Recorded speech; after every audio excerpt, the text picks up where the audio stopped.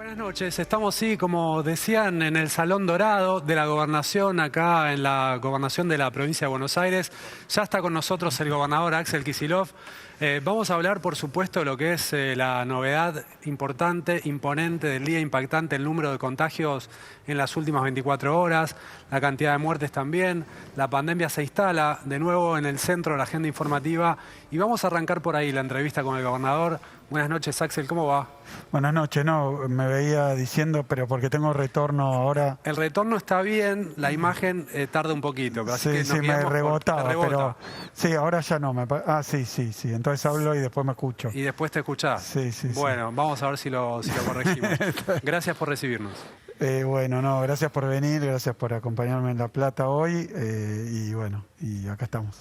Bueno, hoy tenemos un diagnóstico, unos números que son realmente muy malos. Argentina está hoy a nivel mundial como el segundo país con mayor cantidad de contagios por habitante, solo debajo de Uruguay. Se impone para mí preguntar qué estamos haciendo mal y cómo se corrige. Yo creo que una primera cuestión que hay que ver es que hubo y hay, eso lo muestra lo de Uruguay, pero pasó primero en Brasil, en el norte de Brasil y más adelante también en Chile, que es que la segunda ola que se manifestó en Europa llegó al hemisferio sur con el agravante de que llegó en verano, con calor todavía, y bueno, todos sabíamos que cuando se sumaran las nuevas variedades del virus, más la segunda ola que naturalmente pasa en todas las pandemias, más los fríos, íbamos a tener una situación complicada. Por eso nosotros acá desde la provincia lo venimos advirtiendo al principio en soledad, no digo con respecto al gobierno nacional, que obviamente siempre acompaña estas cosas y que tiene un diagnóstico parecido, pero sí con respecto a otras jurisdicciones decíamos, bueno, esto no puede ocurrir. Incluso en un momento Argentina era una especie de isla con todos los países que nos circundan detonados de coronavirus y Argentina no. Así que era bastante previsible que esa ola se iba a manifestar acá. Después empezamos a observar, porque ya hay capacidades en el país para ver la genética del virus, y se encontró que las nuevas variedades, las más peligrosas, las más contagiosas, estaban llegando rápidamente a la región y al país. Y bueno, creo que está confluyendo todo eso. De un lado, la otra cara de la moneda es la vacunación, que también va marchando rápido, pero que nos permite proteger un segmento de la población que fue el que más sufrió la primera ola, pero con tantos contagios obviamente afecta a segmentos de edad que antes no llegaba en términos cuantitativos. Ahora, este repunte de contagios se da después de más de 3 semanas, casi un mes de restricciones, más de un mes de restricciones. ¿Por qué siguen aumentando los casos pese a que se tomaron medidas, incluso en la provincia de Buenos Aires, en el Gran Buenos Aires, la suspensión de las clases presenciales para que no aumenten los casos? Habíamos tenido un pequeño descenso, pero ahora vuelven a subir. ¿A qué lo atribuyen? No, efectivamente, con respecto a las medidas, la lógica del virus es la lógica de los contagios de persona a persona de manera exponencial. Y esto para que lo entienda todo el mundo. Una persona contagia a 2, esas 2 contagia cada una a 2, ya vamos 4, esos 2 contagian a 2 más, vamos 8, y eso genera no un crecimiento lineal, no que va creciendo siempre al mismo ritmo, sino que crece a un ritmo cada vez mayor. Eso había ocurrido, veníamos de 3.000 contagios, después 6.000 contagios, después 12.000 contagios, y un tiempo antes de que esto fuera más arriba, se tomaron medidas que permitieron cortar la exponencial. O sea, en la Argentina y particularmente en el AMBA, ese exponencial dejó de crecer, se estancó, incluso se empezó a reducir un poco. Eso es un gran avance, porque si no estaríamos en la provincia de Buenos Aires, la semana pasada hubiéramos llegado a los 24.000 casos. Obviamente estábamos en 3.000, llegamos a 12.000, volvió a bajar hasta 9.000 y pico, por las decisiones que se tomaron, pero bueno, cuando el virus está intenso, con frío y con las nuevas variedades, indudablemente restricciones que en otro momento hubieran sido mucho más efectivas se vuelven complicadas. Por eso siempre lo dijimos, a un crecimiento muy fuerte lo único que se le puede responder es obviamente con limitaciones a las actividades que implican contacto. Te va a preguntar Noelia desde el estudio. Axel, buenas noches. ¿Cómo estás? Noelia Barral Grijera, acá desde el Estudio Central de IP. Hoy la provincia registra en las últimas 24 horas 14.593 casos. Es el récord histórico para la pandemia. En este contexto, ¿cuál puede ser el futuro inmediato para la provincia y para la gestión de la pandemia puntualmente? Sí, hoy hubo una reunión porque en estos días hay que resolver cómo se continúa entre la ciudad, Nación y la provincia. Yo tengo algo que resume bastante sencillamente cuál es nuestro criterio, que tiene un elemento obviamente epidemiológico. Nosotros mañana voy a tener otra reunión con nuestro comité de expertos, pero evidentemente cuando aumentan los casos hay que limitar los contactos. Y repito, porque es un criterio bastante fácil de comprender. ¿Cómo se contagia este virus? Y bueno, si yo no veo a nadie y estoy en mi casa, no contagio a nadie. Si veo a una persona, 2 personas, 3 personas, 4 personas, si veo 100, si veo 1000, obviamente la probabilidad de contagiarme yo y si yo contagio que se contagien otros son mayores. Por eso Alberto, incluso ahora que estuvo en Europa, enviaba imágenes de cómo estaban capitales del mundo como París, después mandó cómo estaba en Italia, Roma, y no vuela una mosca, y había luz, ni siquiera era un tema nocturno. A mí me mandó algunas fotos particulares de lugares turísticos típicos, no había un alma. Y eso porque no porque sean dañinos o porque quieran agarrársela con determinada actividad, sino porque si se juntan 2 personas, 3 personas, 4 personas, 5 personas, estén con barbijo, cumpliendo los protocolos, con ventilación, bueno, si no se juntan la probabilidad de contagio es nula. Si se juntan, y más con esta nueva variedad más contagiosa, la probabilidad empieza a subir, y si transcurre mucho tiempo y hay muchos contactos, la probabilidad es más grande. Así que evidentemente, si te tengo que decir qué es lo que venimos planteando desde el primer día, a una proliferación de contagios hay que responderle con menos contacto. Y menos contacto implica desde conductas individuales, personales, privadas, en la esfera privada, a actividades públicas que no se pueden hacer porque son peligrosas, empiezan a ser peligrosas. Lo que nunca fue peligroso se ha vuelto peligroso por el virus. ¿Te imaginas alguna restricción puntual que todavía no esté vigente? Mirá, lo que vengo diciendo y después de los episodios que ocurrieron, que es que Alberto resolvió aplicar un criterio que primero es universal, ¿no? Porque lo vemos en Alemania, en todos los países que han pasado por la epidemia, en Nueva York también hay criterios muy parecidos, que plantean una escala a más casos, menos actividades admitidas. Y ese criterio que planteó claramente, que incluye restringir la presencialidad, porque además todos dicen, bueno, no hay clases presenciales en la provincia. Eso no es verdad. Nosotros en la provincia tenemos 135 municipios. Hasta hace poco 100 municipios tenían clases presenciales, porque no teníamos contagios. O sea que no es un criterio de agarrársela con determinada actividad o de que nos interese o no nos importe o una rama o un sector o incluso la cuestión pedagógica. Es muy difícil decirle a este gobierno, y particularmente al de la provincia de Buenos Aires, que encontró las escuelas devastadas, que encontró las escuelas rotas, abandonadas, que venimos de un gobierno que se la agarró con la educación pública y la ahorcó y la asfixió todo lo que pudo, que fue el gobierno de Macri y de Vidal, decirnos a nosotros que no nos interesa, hemos invertido, hemos generado todos los instrumentos pedagógicos, incluso en pandemia, para poder continuar con la enseñanza aún con el virus. No es una cuestión de qué te gusta o qué no te gusta, o qué te interesa o qué no te interesa. Es una cuestión de que en medio de la crisis más grave, sanitaria, de la que tengamos memoria, hay cosas que se pueden hacer y otras que no. Entonces estamos en un marco donde el gobierno de la Ciudad de Buenos Aires decidió desconocer una ley, como es un DNU, para hacer política con la pandemia. Me parece que ese es el error más grande que tenemos. Pero también limita. Obviamente, y hay que decirlo, también limita. Obviamente en la provincia de Buenos Aires bajaron más rápido los contagios y de hecho hoy cuando uno compara los contagios por habitante, en la provincia siguen siendo mucho más bajos que en la ciudad, o bueno, tengo que ver los números de hoy, pero evidentemente la situación sanitaria depende de muchísimos factores.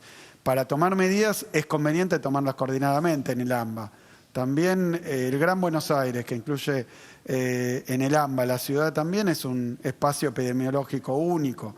Los únicos que pueden negar eso, parece, son los jueces de la Corte Suprema, que discutieron que existiera el AMBA.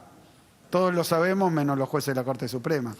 En este contexto, ¿vos le atribuís al menos en parte el crecimiento de casos de esta última semana a que la ciudad no cumplió con el decreto de restricciones? Mira, es muy difícil y tampoco yo quiero... Es muy difícil atribuir porque con la pandemia ha pasado esto. Te dicen, bueno, ¿qué actividad contagia? Entonces, todos sabemos cómo se contagia el virus. Tienen que estar 2 o más personas compartiendo un espacio y el virus va por el aire. Entonces, obviamente, si no hay una pared en el medio, es imposible contagiarse. Ahora, si no hay una pared en el medio y está en un tiempo, la gente está compartiendo actividades y hay probabilidad de contagio.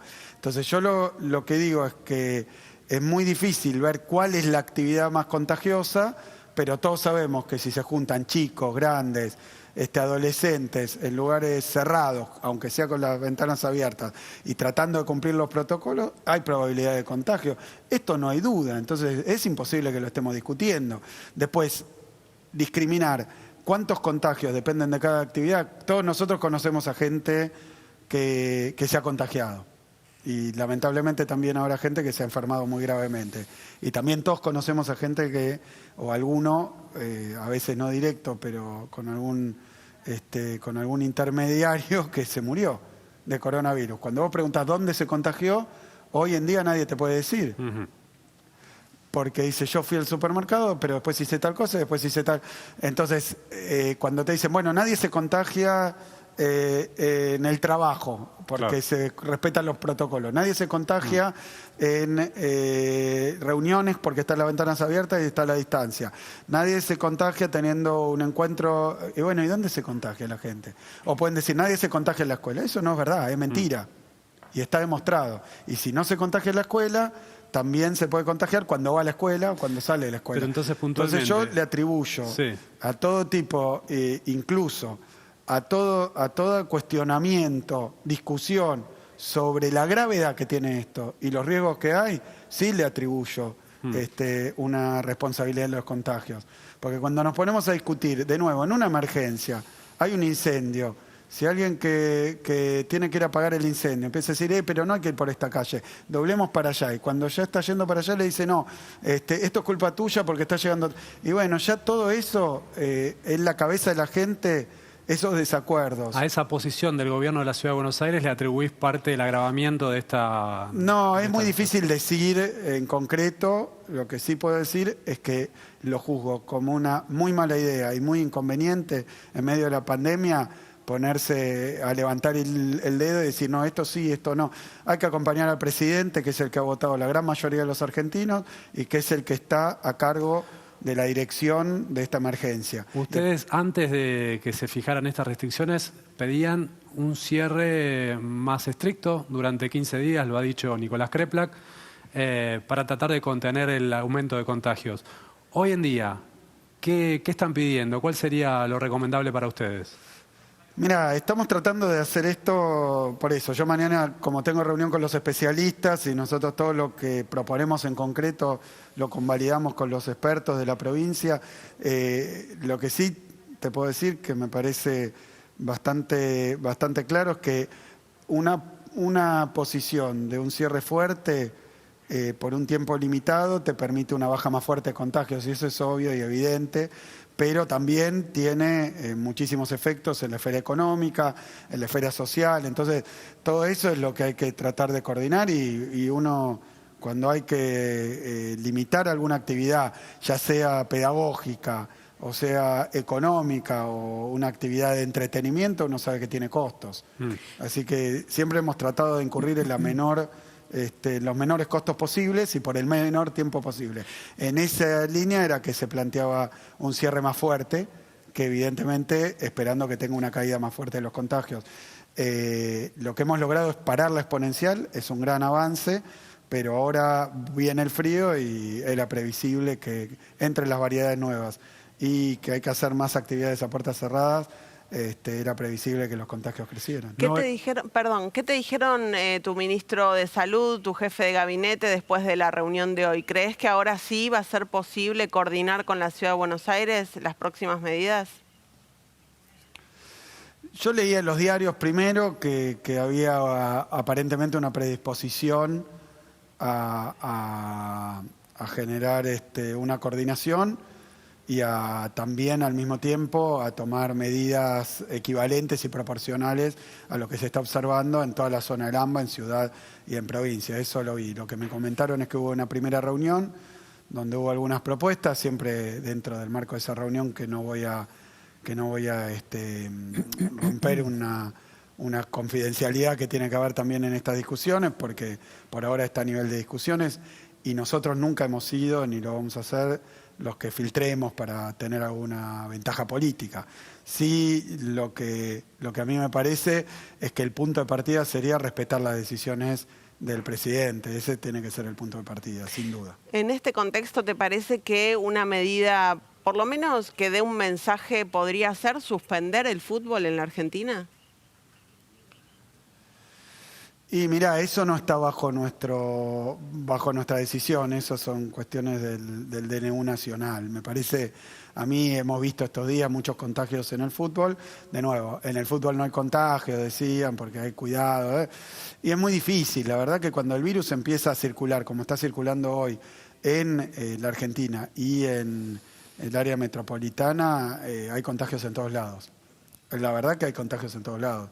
Lo único seguro y lo único que permite bajar realmente los riesgos es evitar la cercanía, los contactos y la circulación. Eso es lo único seguro que hay. No solo el fútbol profesional local, sino que Argentina está a punto de organizar una Copa América. ¿Estamos en condición de organizar una Copa América? De nuevo, son temas sensibles, no están bajo mi decisión. Lo que sí digo es que... Pero hay partidos que se juegan en la provincia de Buenos Aires, el torneo local. Sí, pero las restricciones con respecto a actividades deportivas son del decreto. Vos podés poner adicionales. Sí, pero yo voy a ir siempre acompañando las decisiones del gobierno nacional, sobre todo en estos temas sensibles.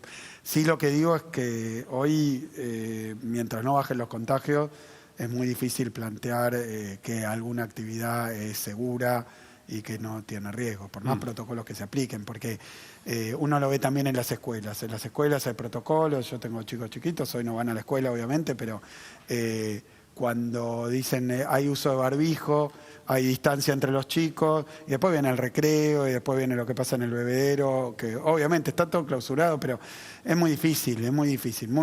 Lo único seguro es impedir los contactos. En esta situación, con este piso de contagios que tenemos hoy, si llega una tercera ola a la Argentina, ¿qué puede llegar a pasar? No, es tremendamente peligroso. Es tremendamente peligroso.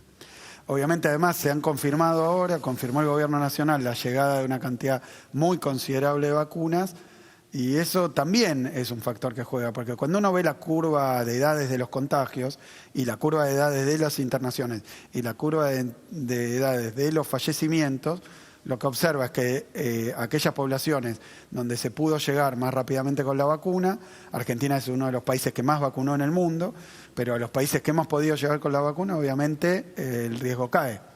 Entonces, teniendo ahí cerca una llegada muy fuerte de vacunas, nosotros ya estamos, y lo quiero decir, y aprovecho para decirlo públicamente, nosotros ya terminamos de vacunar a todos los mayores de 60, incluyendo... Que se inscribieron. Que se inscribieron, por supuesto, porque no podemos vacunar por fuera de los que están con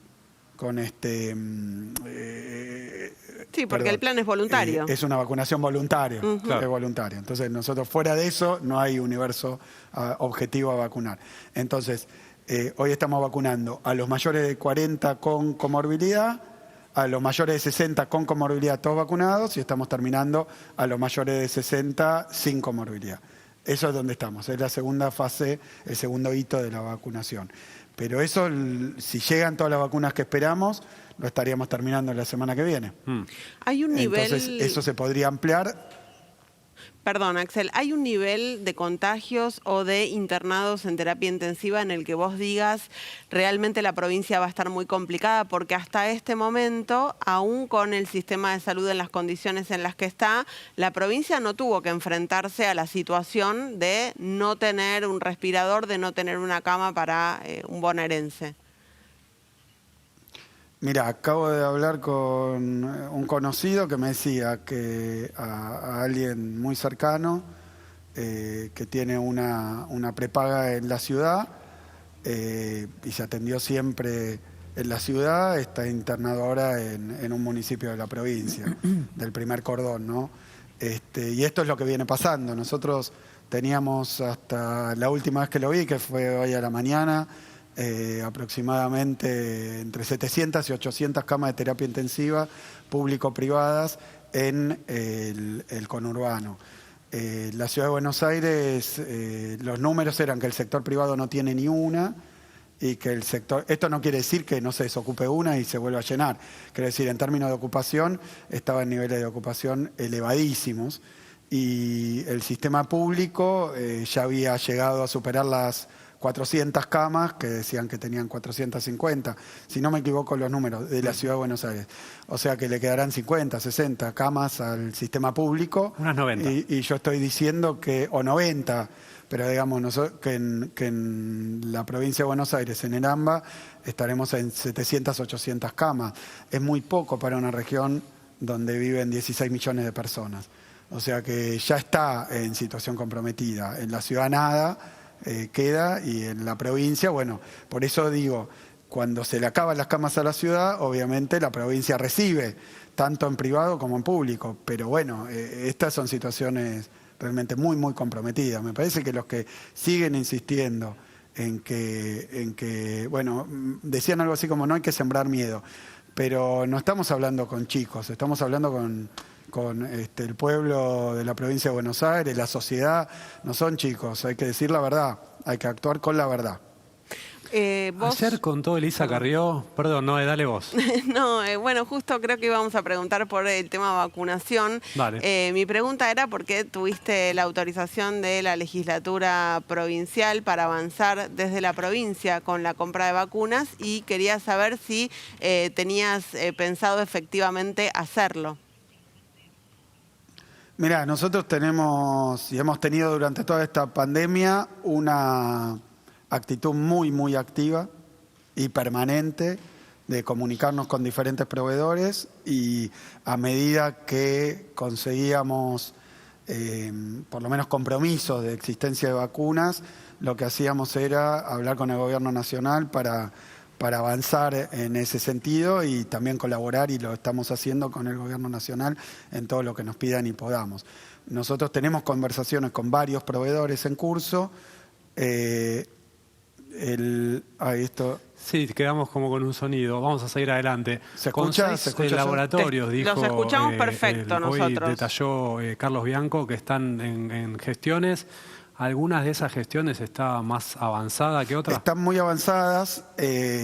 Pasa que en el terreno de las vacunas, también lo dijo Carlos hoy a la mañana, en el terreno de las vacunas, desde que se armó esta situación donde hay una demanda inmensa y los proveedores no dan abasto o dan abasto, pero después vienen restricciones nacionales y han aparecido por todos lados intermediarios. Yo contaba lo que hablé con Almeida también. Son intermediarios que ofrecen un contacto o una disponibilidad de vacunas que después hay que ver. ¿Hablaste al final personalmente con Almeida? Sí, hablé.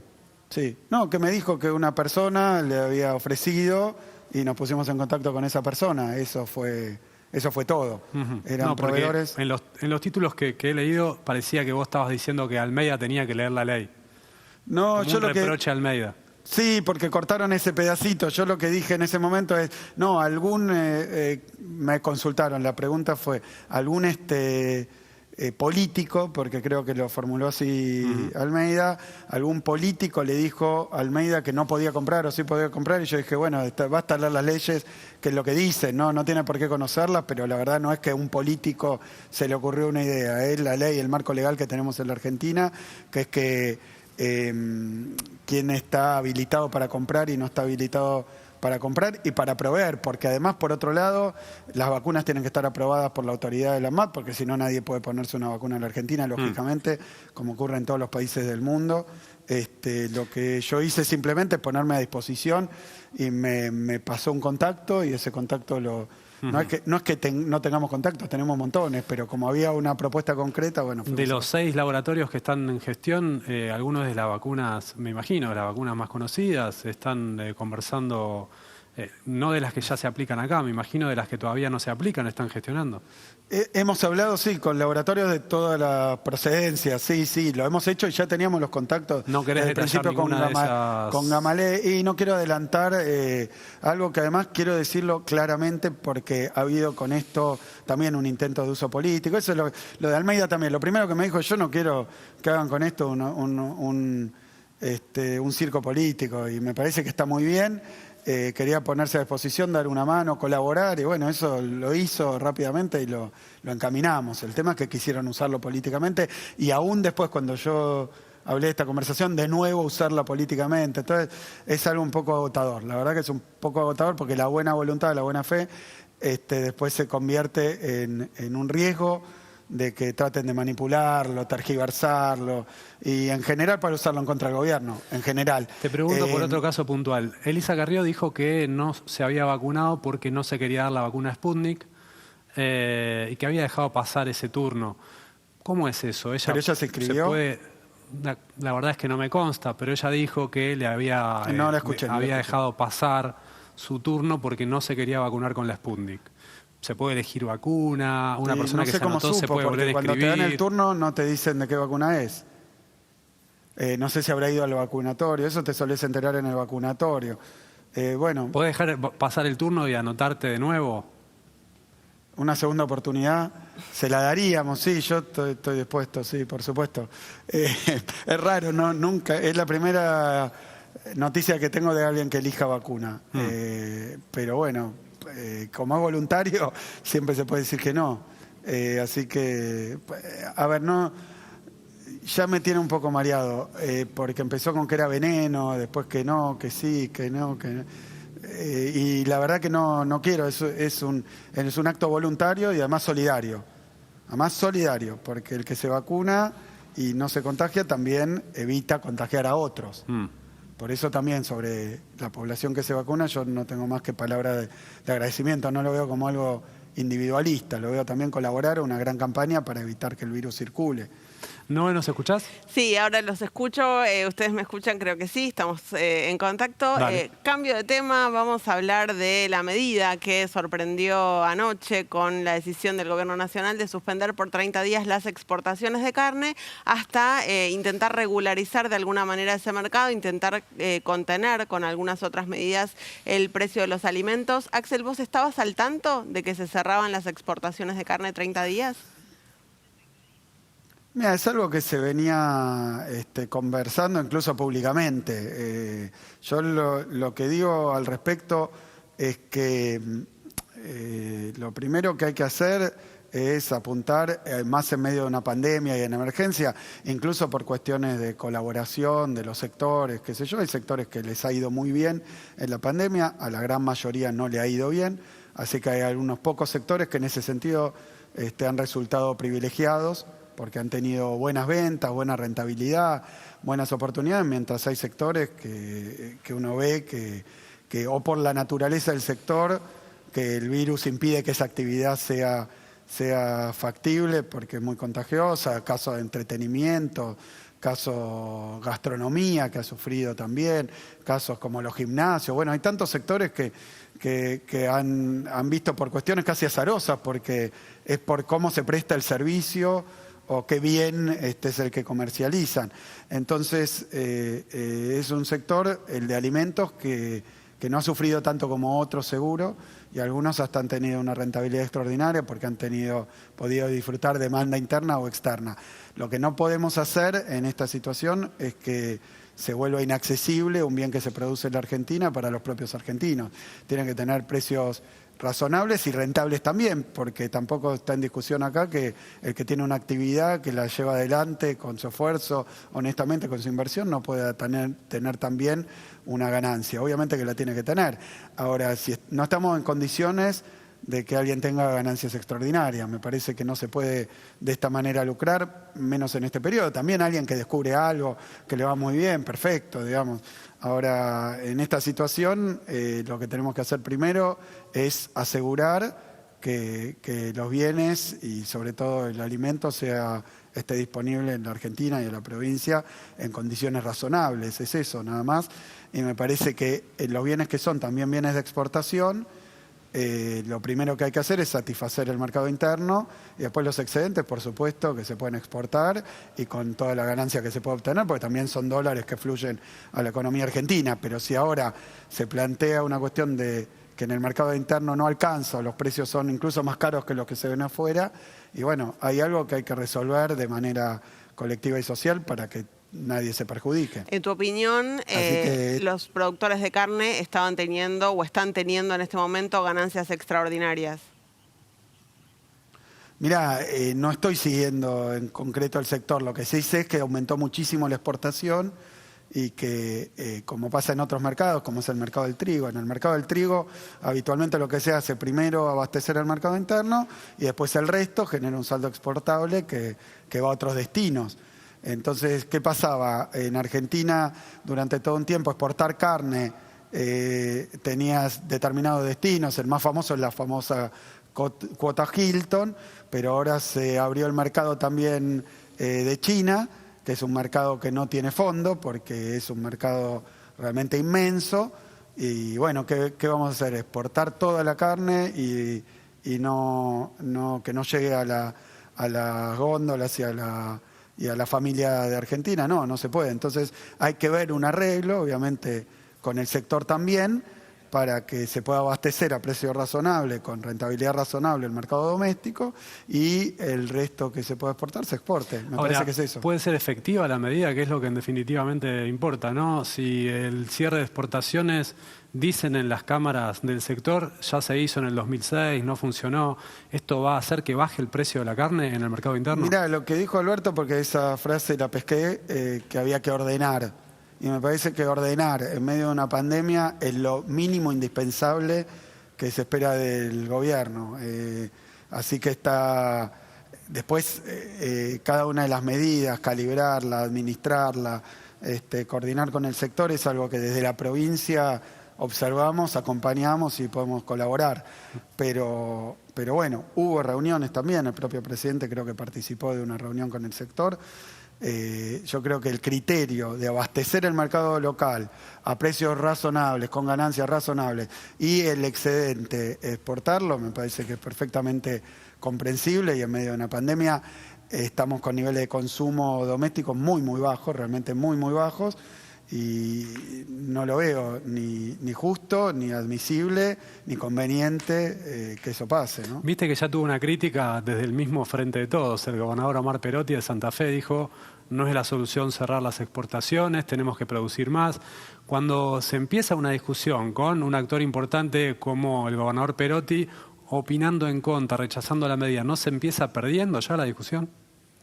Mira, correrá por su cuenta. Yo lo que creo es que nosotros lo que necesitamos es que un bien que se produce en la Argentina, que es típico, que es parte de nuestro consumo, hasta te diría de nuestra cultura, pensar que se exporta y no alcanza para abastecer lo local, yo no lo veo muy justificable. Tampoco quiero polemizar porque además es una medida que está en curso. Dijo el presidente que estaba abriendo un proceso de ordenamiento del mercado. Entonces a mí me parece que eso, la conclusión tiene que ser que se abastezca el mercado interno a precios, de nuevo digo, no que nadie pierda plata, sino que se abastezca a precios razonables con una rentabilidad lógica y que el resto se exporte, porque además todos queremos que se exporte. El mercado, voy a decir más, el mercado que hoy está absorbiendo tanta demanda de China, se consiguió abrirlo para la carne durante la etapa donde yo era ministro. O sea que ¿cómo vamos a estar en contra de esto. Pero obviamente, ¿cómo se puede abastecer lo doméstico y al mismo tiempo exportar a un mercado gigantesco? Y bueno, multiplicando la producción. Y Pero primero hay que abastecer lo local. suspenderle las ventas. Primero hay que abastecer lo local.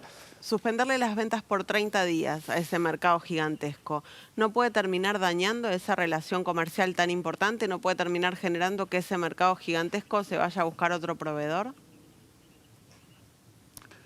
A mí me parece que lo que dijo Alberto es muy claro en términos de que hay que ordenar algo que tal vez como está tirando la demanda desde China. China pasó la pandemia con muy pocos casos. Creo que fue el único país, si no me equivoco, que creció menos, pero no dejó de crecer en medio de la pandemia y ahora está en un proceso de realmente expansión y de reactivación rapidísimo, inmenso. Obviamente desde nuestro punto de vista miramos eso y lo observamos como algo que está ocurriendo en el planeta, pero que nosotros, por más que crezca la demanda rápidamente, incluso que los precios sean muy favorables, no podemos darnos el lujo de desabastecer el mercado local. Y creo que esto es una posición perfectamente comprensible. El resultante de esto va a ser el orden que dijo Alberto que quiere restablecer, pero que tengamos uno de los consumos más bajos y en medio de la pandemia y con tantas dificultades que hay y con precios que están creciendo muy fuerte en el último tiempo, y me parece que no es el resultado deseable ni siquiera para el sector.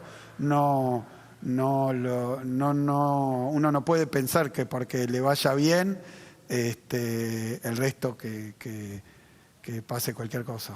Ahora se te abre un conflicto político importante también. No es solo la crítica de Perotti, la mesa de enlace convocando a un lockout de 8 días con amenaza de desabastecimiento. Es decir, que si la mesa de los argentinos no está abastecida por un lado, puede terminar desabastecida por el otro, por esta medida de fuerza de las patronales.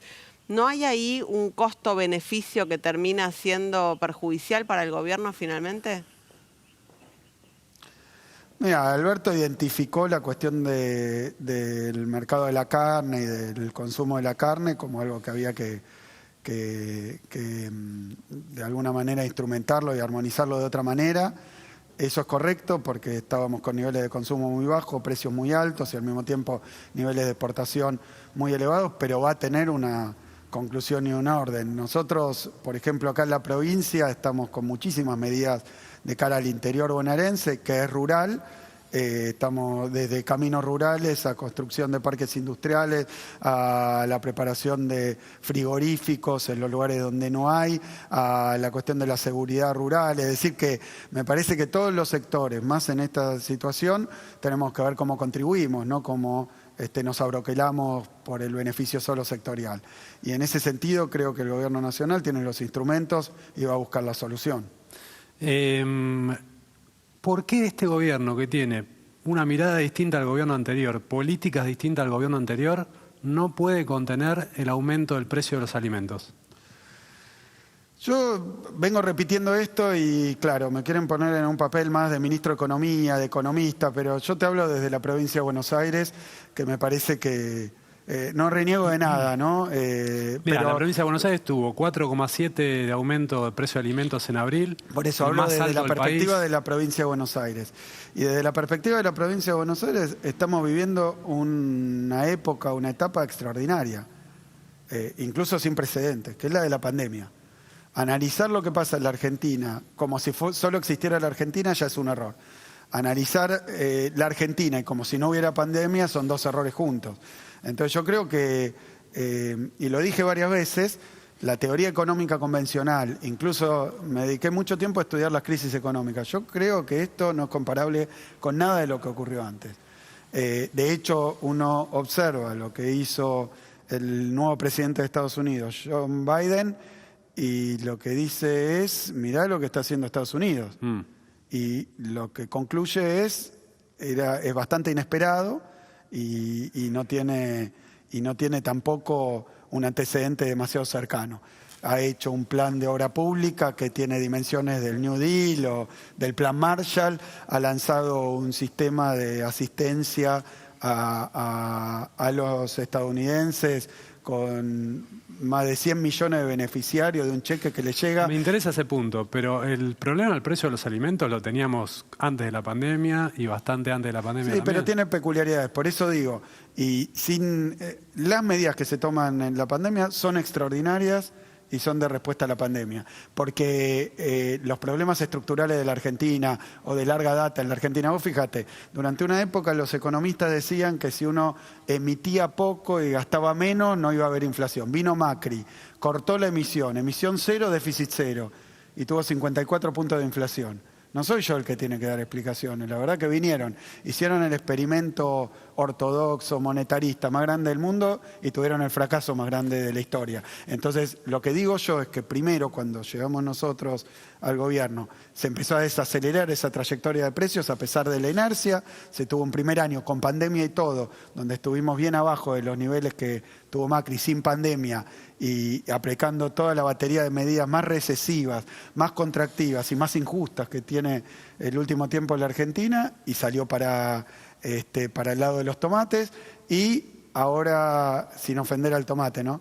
Y después, ahora que estamos en una situación de pandemia, obviamente, yo me senté acá en un par de salas de distancia con los supermercadistas, con las productoras de alimentos, con aquellos que tienen que ver con los insumos difundidos, que hacen a los costos generales, vidrio, ¿y qué te dicen? Y mira, lo que está pasando hoy, la verdad que no estaba escrito, y es muy difícil de ponerlo dentro de otra situación. Por ejemplo, ¿qué me decían los productores de cartón?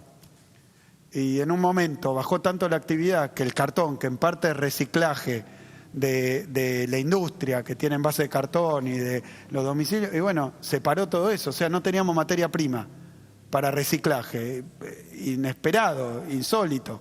Después me decían, tuvimos que trabajar a 2 turnos o a 1 turno durante mucho tiempo, entonces de repente empezaron las ventas, tuvimos que empezar a vender y no teníamos stock. Entonces empezó a haber desabastecimiento, no porque nosotros tomamos una decisión, más allá de qué porcentaje de esto sea estrictamente así, si hay otros elementos. Te digo textual lo que ocurrió. Todos me dijeron, la pandemia es algo para lo que no hay ningún manual.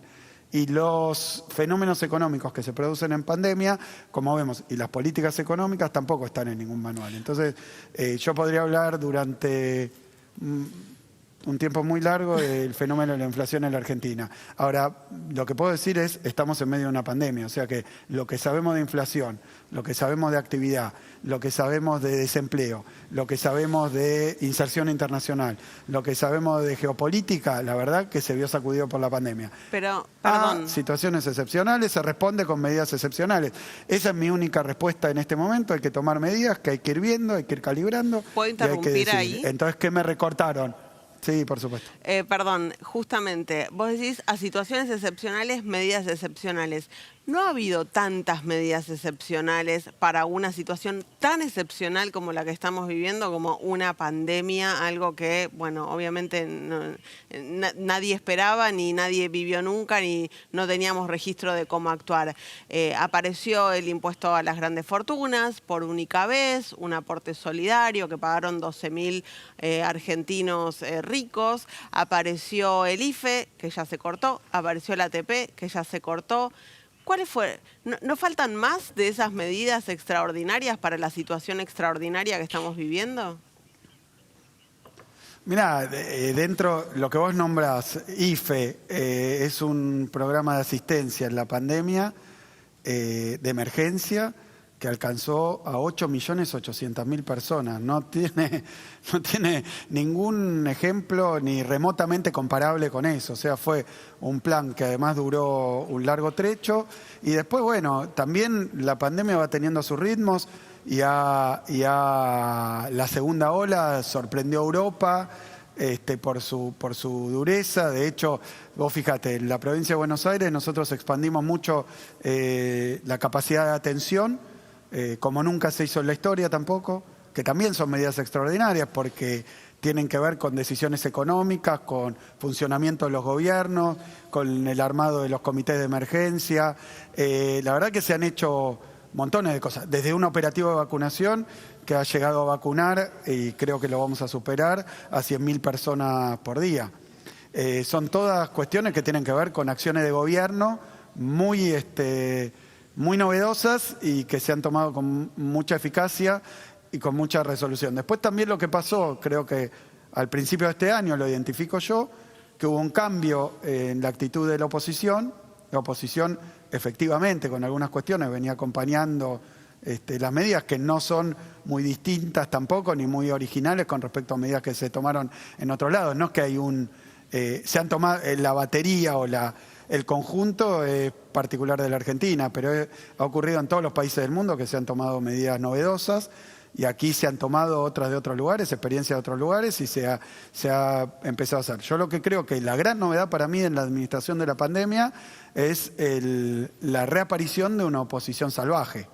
Esa es una novedad que para mí complica, porque cada cosa que se plantea, y hago un paréntesis para agradecerle a la oposición en la provincia de Buenos Aires, que aprobó por unanimidad la posibilidad de adquirir vacunas, que no es adquirir vacunas, son varias cosas que tienen que ver con firmar documentos con los proveedores de vacunas, que no podíamos hacerlo, estábamos limitados por ley. Bueno, han acompañado en esto, pero quitando, porque también veo una diferencia dentro de la oposición, pero hay un sector de la oposición que es salvaje, que dice todo que no y que lo boicotea, abiertamente, lo boicotea. Entonces es muy difícil tomar cualquier medida en el marco de una sociedad que ya tenía divisiones, pero que hay una parte de la oposición que trata de profundizarlas, y entonces complica la comunicación, complica obviamente la explicación, y uno está en una emergencia, y en medio de una emergencia no contar con la colaboración de una fuerza opositora que tiene tanta relevancia, y bueno, la verdad que complica todo. Ahora, dicho esto, la segunda ola nos llevó de nuevo a tomar medidas. Yo en la provincia de Buenos Aires presenté el otro día en este mismo salón un paquete de medidas de apoyo, de asistencia, obviamente insuficientes a la medida de la provincia, que lo hice porque llegó esta segunda ola. Después el Gobierno Nacional ha presentado varios, por un lado lo que es el Repro 2, lo que es el refuerzo de la asignación universal. Han venido varias medidas, también vinculadas a la situación que hay, la ley que se aprobó en el terreno de ganancias. Bueno, hay varias cosas. Después también las medidas van siendo proporcionales a cómo evoluciona el fenómeno, que también es algo que es difícil de prever. Cuando decís que en este contexto reaparece la oposición salvaje, ustedes han contado, sobre todo el año pasado, que vos y Horacio Rodríguez Larreta se intercambiaban mensajes de texto, intercambiaban llamados. ¿Eso dejó de suceder? No, hoy mismo intercambié mensajes con Larreta porque estamos en torno al momento donde hay que decidir medidas, y la verdad que es más fácil, más sencillo, si en lugar de estar disputándose qué hacer o debatir, discutir, ver, tratar de coordinar, está bien, pero después si en la tribuna pública se empiezan a atacar medidas, y bueno, genera más descontento del que las propias medidas produce. Entonces yo trato de abstenerme de hacer eso, y sobre todo, en medio de una emergencia, aquel que tiene la responsabilidad por decisión del pueblo argentino de comandar esta pandemia, y bueno, acompañar sus medidas. Y es lo que venimos haciendo. Me parece que esto sería lo que habría que corregir en esta próxima etapa. ¿Qué se dijeron con Larreta en ese intercambio? No, quedamos que iba a haber una reunión de jefe de gabinete y después todavía no volvimos a hablar. Bien. En los últimos 12 meses el salario de los trabajadores perdió 7% de poder adquisitivo. En el 2021, ¿los salarios le tienen que ganar a la inflación como un imperativo para este gobierno, para este Frente de Todos? Sí, obviamente es un objetivo. Si Sí, no obviamente llegara a es un suceder, objetivo. ¿qué diría esa situación del gobierno y del Frente de Todos?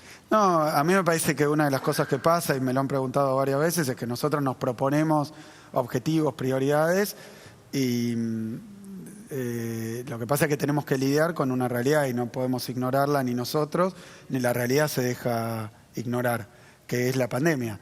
Y la pandemia complica.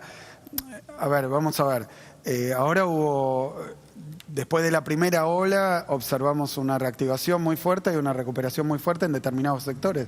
Y otros sectores que no llegaron a recuperarse, y uno podía predecir que eso iba a ocurrir porque eran los sectores más golpeados. Ahora, este año va a crecer el PBI, eso parece que todo el mundo está de acuerdo, la economía va a crecer, si es 5, 7, va a crecer.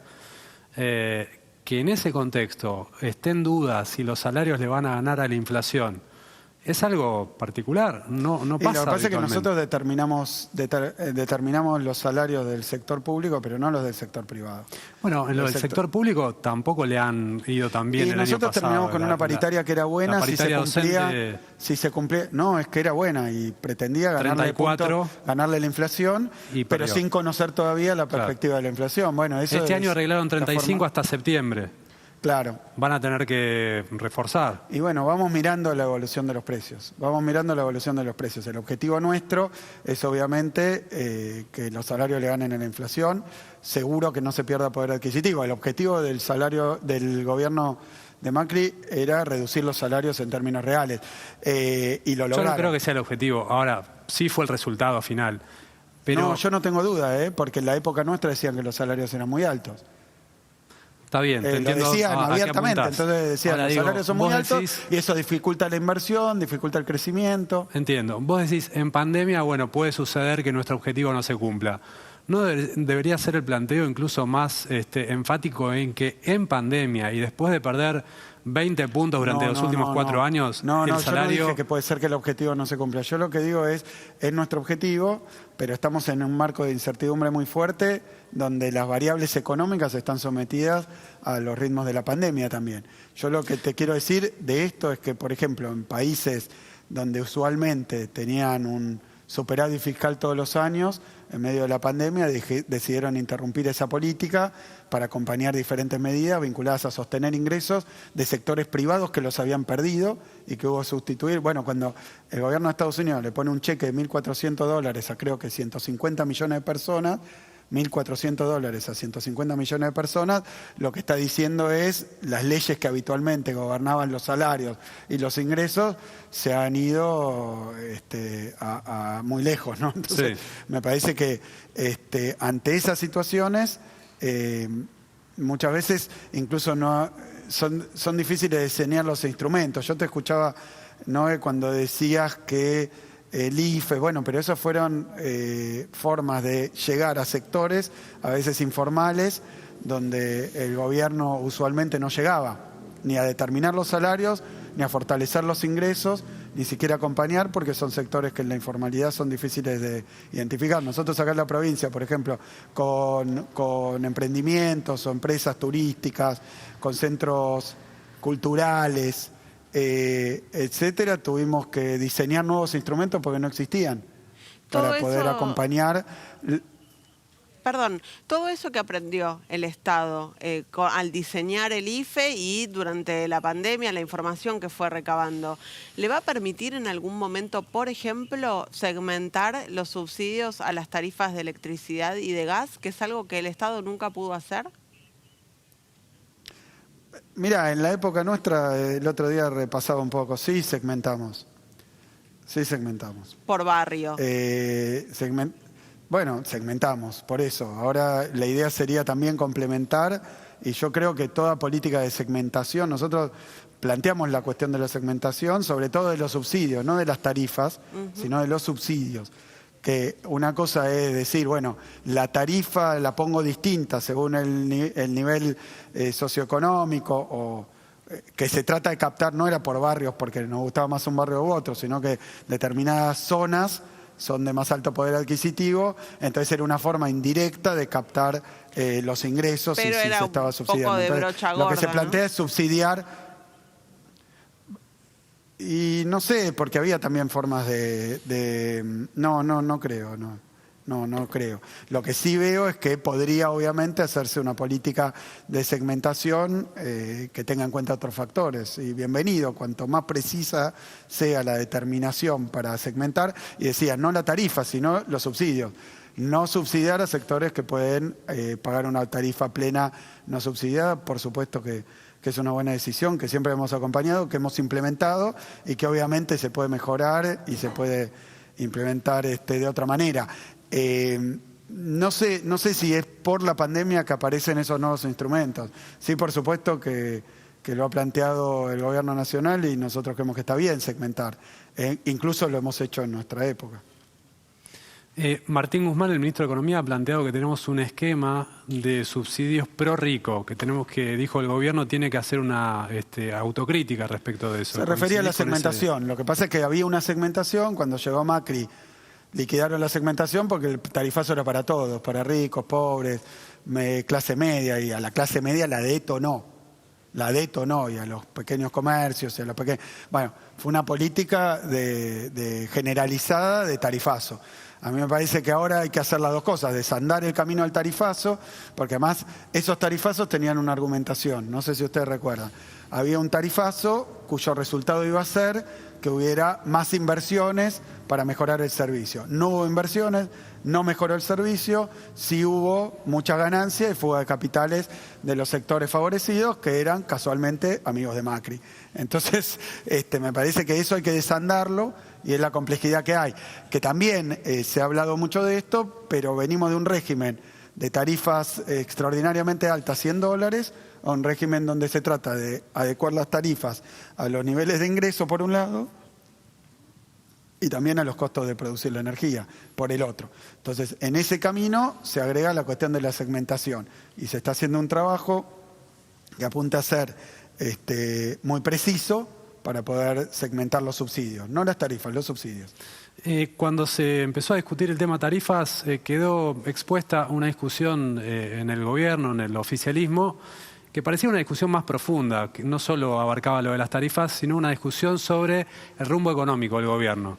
Si íbamos hacia un modelo más transformador o más conservador respecto a cuidar la macroeconomía, tener una macroeconomía consistente, en palabras de Guzmán, cuidar el equilibrio fiscal. ¿Existe esa disputa al interior del Frente de Todos? No, perdón, ¿quién no va a querer tener una macroeconomía consistente, tranquilizarla? A ver, bueno, algunos ponen más énfasis en eso. Pero esto tuvo una secuencia también. Nosotros venimos de no solo un fracaso económico, sino una calamidad económica durante la etapa neoliberal de Macri, donde dejó ahora... Creo que es hoy que se cumplió 2 años de aquel mensaje de Cristina cuando conformó el Frente que terminó ganando las elecciones y gobernando. Y ella planteaba justamente los problemas que había en aquel momento y uno dice, miren, hay que hacer un gran frente porque abordar estos problemas, abordar la economía que deja el macrismo y las calamidades que deja no va a ser sencillo. Entonces hay que buscar consensos lo más amplios posible. En eso estábamos cuando llegó la pandemia.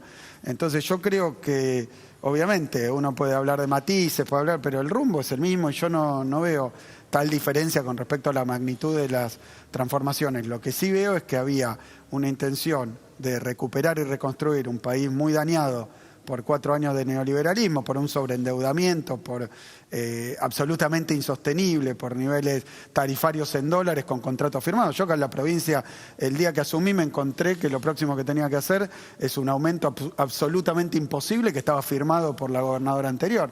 O sea, no nos dejaron hipoteca, nos dejaron un agujero y que había que empezar a corregir y para eso ya había que armar un consenso muy grande. En el medio de eso ocurre la pandemia y en el medio de eso ocurre una pandemia que además tiene una segunda ola. Me parece que las cuestiones que sí no son fáciles de resolver es cómo con lo que había ya complejo, con una pandemia absolutamente inédita, se van tomando además decisiones económicas que vienen a tratar de arreglar lo anterior, componerlo, y con una sociedad que está muy golpeada por el virus.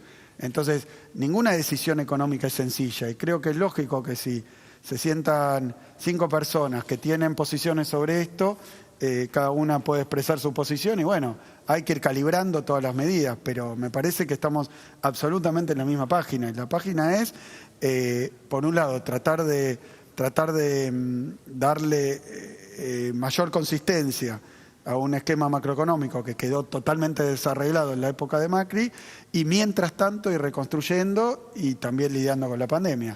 No es fácil, no es fácil. El que piense que acá hay una receta de oro que uno puede decir, che, acá hay que hacer esto, esto, esto y esto, y en el medio de eso surge una segunda ola y en el medio de eso empiezan a recuperar los precios de las commodities que subieron tremendamente, lo cual es un dato favorable para Argentina, pero establece tensiones como con esto de los bienes que se comen acá y al mismo tiempo se exportan. Son tensiones. Y administrar esas tensiones en medio de esa pandemia es una tarea compleja, obviamente. Es una tarea compleja y coincido con vos en que la discusión de distintas perspectivas es sana.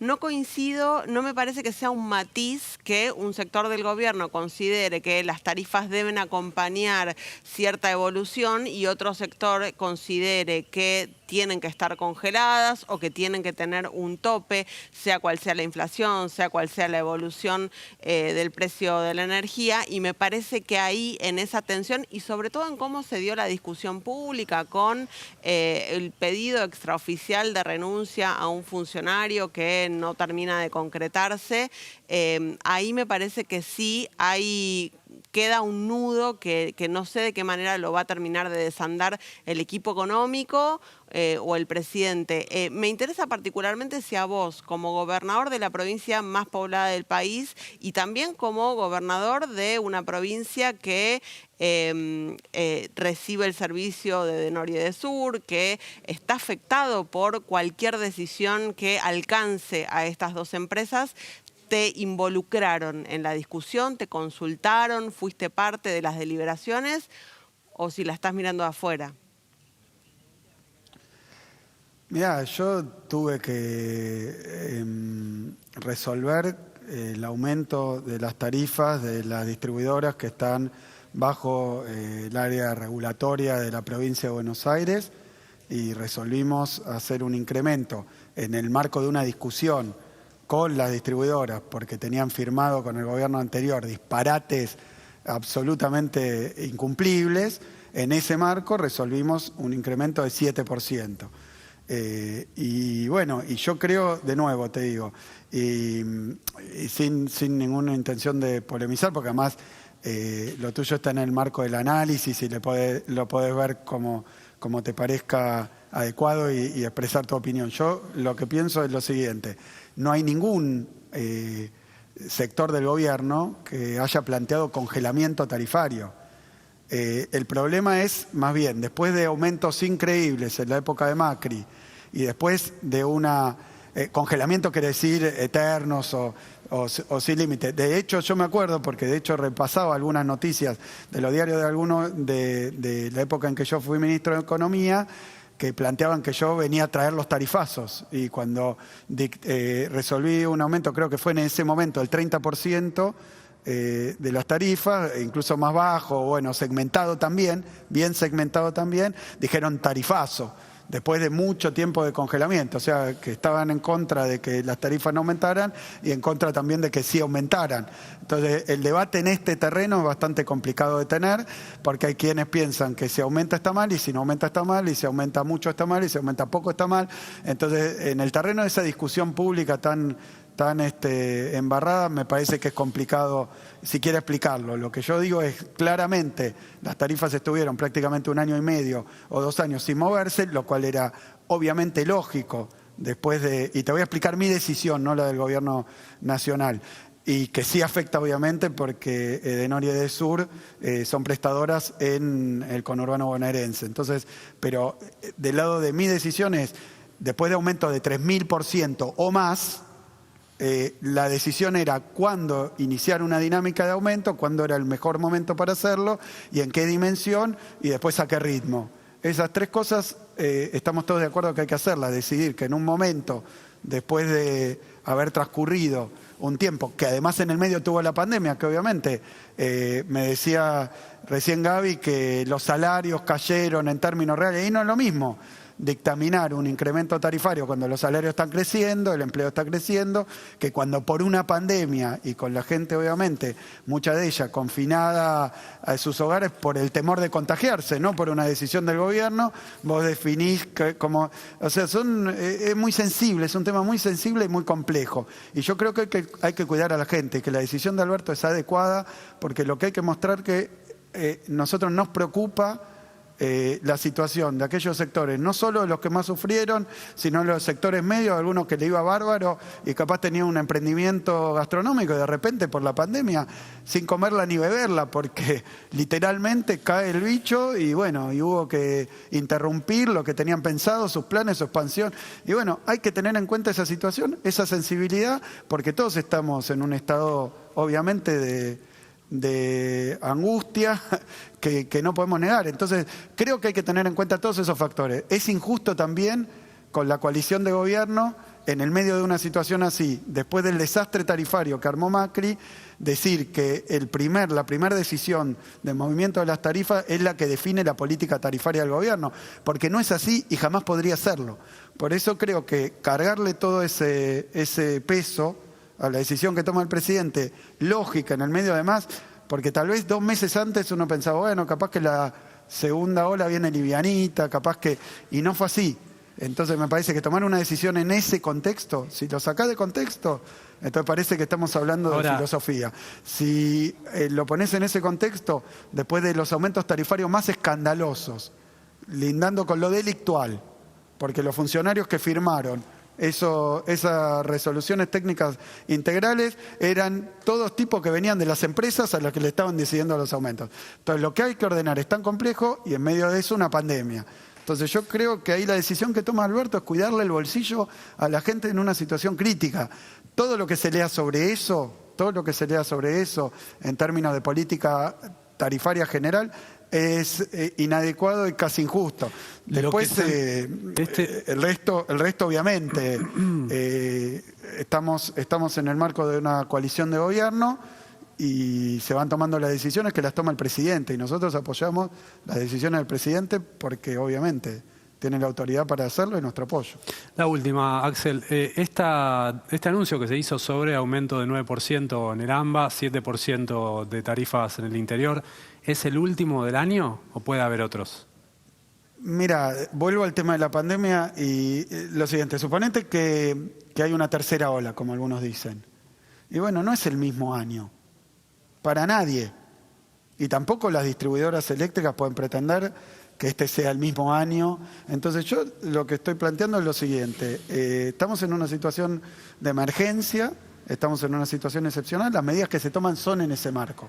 Yo creo que después, a medida que si todo sale bien, si el virus no muta, y sin generarle pánico a nadie, pero es lo que se está discutiendo hoy a nivel científico, si no muta y logra, por ejemplo, eludir las vacunas. Esperemos que no, Dios quiera que no, pero hoy no sabemos lo que va a ocurrir porque estamos en una situación absolutamente novedosa. Entonces yo lo que diría en este marco es que nuestra preocupación, por eso lo planteo así, nuestro objetivo es cuidar a la gente, cuidarlo en lo sanitario, cuidarlo en lo económico, sabiendo que no alcanza nada porque vos no podés evitar ni el virus, ni las muertes, ni tampoco los efectos económicos, sociales, psicológicos, pedagógicos que tiene esta pandemia. Creo que hemos hecho y hacemos todos los días esfuerzos inmensos para que el Estado aparezca protegiendo y eso creo que lo estamos, y que se valora por un sector.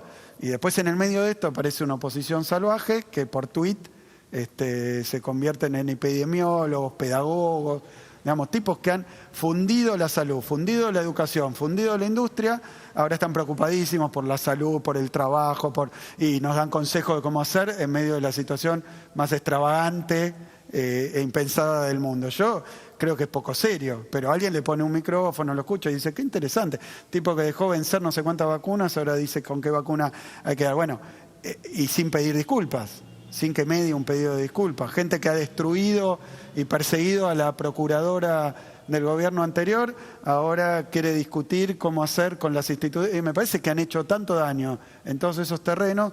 No es que quiera impugnarlos, pero sigo, a nosotros nos pidieron 4 años autocrítica y más allá de cómo lo puede juzgar, cada vez que aparecía un micrófono era, bueno, antes de hablar de sí, en qué se equivocaron porque no lo votaron y no sé qué. Nosotros perdimos en balotaje por 1,5 puntos después de 12. Macri, que perdió en primera vuelta, con todo a favor, con el crédito más grande de la historia y con todos los diarios porteños tapando los desastres que ocurrían, parece que puede hablar de todos los temas como si fuera un gran especialista. Me parece que eso es injusto también y creo que hoy lo que habría que buscar es factores de unidad y de acompañamiento, porque estamos en una situación muy, muy difícil, obviamente. La del estribo, porque mencionaste lo del FMI. ¿Hay que acordar con el FMI? ¿Es importante acordar antes de las elecciones? Mira, lo que dijo Alberto es muy claro. Hay que acordar si todos queremos llegar a un acuerdo que nos saque de este lío. Pero como dice Alberto, no cualquier acuerdo nos saca de este lío. Entonces, me parece muy bien lo que está haciendo Alberto, lo que está haciendo Martín, de tener conversaciones, de hablar esto incluso con diferentes presidentes y referentes mundiales, como es el Papa, como es la cabeza del FMI, porque estamos en una situación extraordinaria y Argentina es un caso que va a ser un caso de estudio. Lo que pasó entre el FMI y la Argentina de Macri. El FMI, digamos, con presión de Trump, porque esto ya se ha dicho, y los protagonistas lo dijeron. Fue un préstamo político para unas elecciones que además terminó perdiendo. Perdió las elecciones, pero perdimos todos, porque el crédito nos lo dejó. El crédito más grande de la historia del mundo. Muchas gracias.